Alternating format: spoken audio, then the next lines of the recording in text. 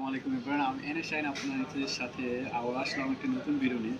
তো আজকে আমি এই ক্যামেরা নিছি DJI, তো ভাই শপটি DJI শপই ড্রোন প্যারাডাইস ভাই শপের নাম।